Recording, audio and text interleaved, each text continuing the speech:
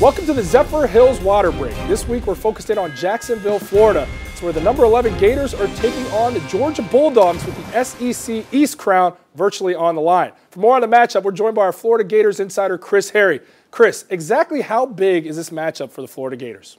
Well, Florida wins, they have a clear path to the SEC East Division. And if Georgia wins, Florida can still get to Atlanta if the Bulldogs slip up against Kentucky or Auburn. But obviously the Gators would love to take utter control of their destiny with a win. The fact that this game, such a great rivalry with tradition that dates to 1915, is back in the headlines is really pretty cool, actually.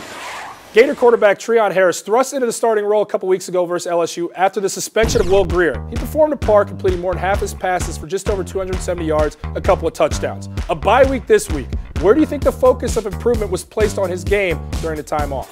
Well, he didn't grow, which would have helped certainly. He's a 5'11" quarterback who has trouble seeing from the pocket.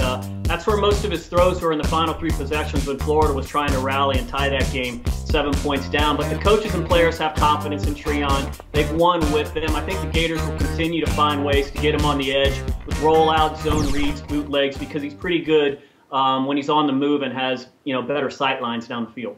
Now, I got to admit, I didn't think I'd sit here saying this, but Coach McElwain has a chance to break the school record for wins by a first-year coach, that number being 9.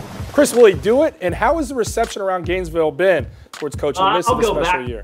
I'll rewind, Jordan. If Florida was picked 5th in the SEC and everyone was asking, can the Gators win 6 games this year? I guess nobody figured they would win their first 6. And because they have won their first 6, even with that loss at LSU, there's nothing off the table for this football team right now. So it all comes down to winning Saturday, that precedes and maybe getting them to Atlanta down the line. And the stakes are as high as and that's the way it should be for this football game.